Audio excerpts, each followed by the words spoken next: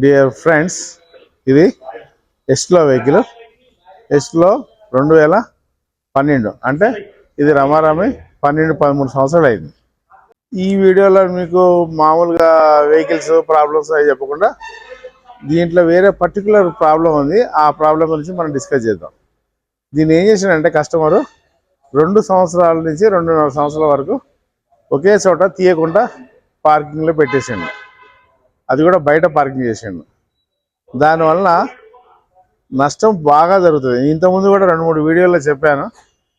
Especially బయట parking చేసినప్పుడు కొన్ని జాగ్రత్తలు తీసుకోవాలి, లేకపోతే నష్టం, బాడీ డ్యామేజ్, రస్టింగ్ అనేది బాగా జరుగుతుంది. ఇందులో ఏం జరిగింది అనేది మీరు చూడవచ్చు. ఈ వెహికల్లో టోటల్గా ఇందులో మీరు చూడవచ్చు, రస్ట్ బట్టి మొత్తం రస్ట్ అయిపోయింది. బాడీ పార్ట్స్ కూడా అన్నీ రస్ట్కి వచ్చినాయి. ఈ షాగదులు కూడా ప్లేట్ చూడొచ్చు, అటు సైడ్ కూడా మీరు ప్లేట్ చూడొచ్చు. ఈ విధంగా మనకు కనపడే వస్తువులే ఇంత రస్ట్ పట్టినాయంటే లోపల ఇంకా ఎక్కువ రస్ట్ పట్టి ఉంటాయి. ఇన్ని సంవత్సరాలు వాడకుండా ఉండటం వల్ల మీరు వెహికల్ గురించి స్క్రాప్ చేయడం అనే బెస్ట్. ఇందులో చేయడం దండగా. అయితే ఈ కంప్లైంట్ ఏంటంటే కస్టమర్ దీన్ని ప్రిపరేషన్ చేయమన్నాడు, వర్కింగ్ కండిషన్ చేయమన్నాడు. కానీ మేము ఓపెన్ చేస్తే మొత్తం డ్యామేజ్ ఎక్కువ ఉన్నది. దీన్ని 2 విధాలుగా చేద్దాం అనుకుంటున్నాం. అయితే వీలైతేనేమో ఇది వర్కింగ్ కండిషన్లో రాకపోయినట్టయితే స్క్రాప్గా దీన్ని కన్వర్ట్ చేయడం. కస్టమర్ 2 ఆప్షన్స్ మనకి ఇచ్చిండు. ప్రయత్నం చేయండి. ఇది వర్కింగ్ కండిషన్లో వస్తేనే వచ్చింది, లేకుంటే స్క్రాప్కి తీసేయండి. కానీ ఇది చిన్న వెహికల్ కాబట్టి స్క్రాప్కి చేయటం వల్ల దీని వాల్యూ ఒక 60,000 65,000 ఉంటుంది వర్కింగ్ కండిషన్లో ఉన్నట్టయితే. ఇప్పుడు ఇది స్క్రాప్ చేయడం వల్ల 20,000 25,000 అవుతుంది. ఇప్పుడు రిపేర్కి కూడా 30,000 ఖర్చు వస్తుంది. 30, 25, 55 అంత చేసినా కూడా అమ్ముడు పోయేది మళ్ళా 60,000కే. అంటే ఇది ఏ విధంగా ఇది వర్కౌట్ అయ్యేటట్టు కనబడట్లేదు. అందుకే మేము చూస్తున్నాం.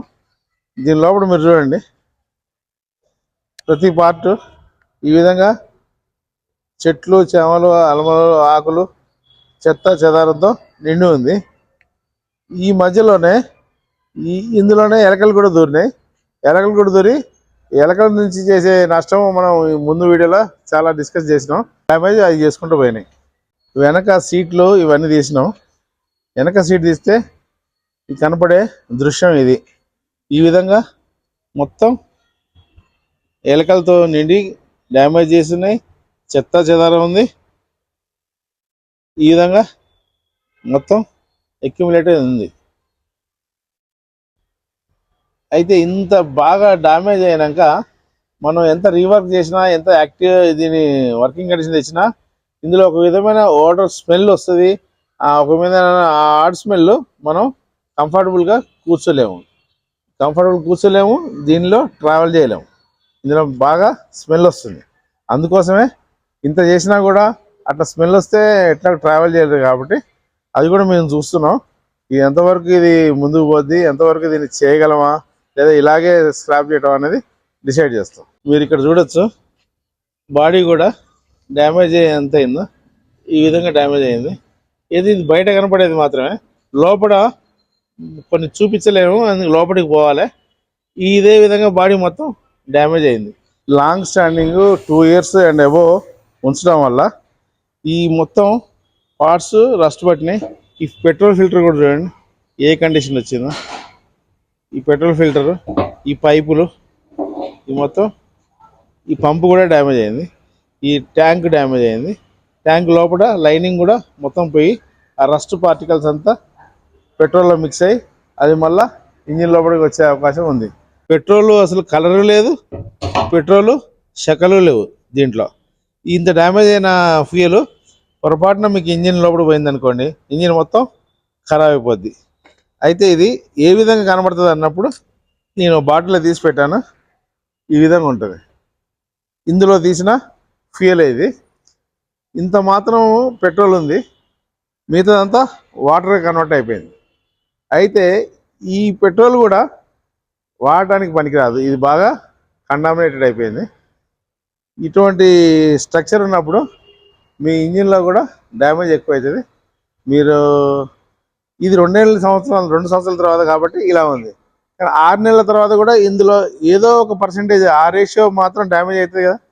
ఇంత కాకపోయినా ఎంతో కొంత అవుతుంది. ఆ కొంత వాటర్ కూడా మీ ఇంజిన్ని డ్యామేజ్ చేయొచ్చు. అందుకోసమే వాడకుండా బండ్లు కార్లు నిలపకుండా ఉండాలి, ఎప్పుడు వాడుకలో ఉండాలి. కనీసం నెలకి ఒకసారైనా కారు తీస్తూ ఉండాలి, డ్రైవ్ చేస్తూ ఉండాలి. ఇంజిన్ స్టార్ట్ చేస్తే సరిపోదు. ఇంజిన్ స్టార్ట్ చేస్తే ఇంజిన్కి సంబంధమైన వస్తువులు రొటేషన్లో ఉండి అవి మాత్రం లూబ్రికేషన్ అయ్యి రస్ట్ పట్టకుండా ఉంటాయి. కానీ కారు నడిపినట్టయితే brake system, suspension system, steering system ఇవన్నీ యాక్టివేషన్ అయ్యి అవి కూడా ఖరాబ్ కండిషన్ పోకుండా వర్కింగ్ కండిషన్లో ఉంటాయి. అందుకనే ఇంజిన్ స్టార్ట్ చేయడమే కాదు, కార్ని కూడా నడపాలి నెలకి ఒకసారన్నా. ఈ విషయం మీరు గుర్తుపెట్టుకోండి. ఈ విషయాన్ని కూడా మీరు గుర్తుపెట్టుకుంటారని ఆశిస్తున్నాను. Thank you.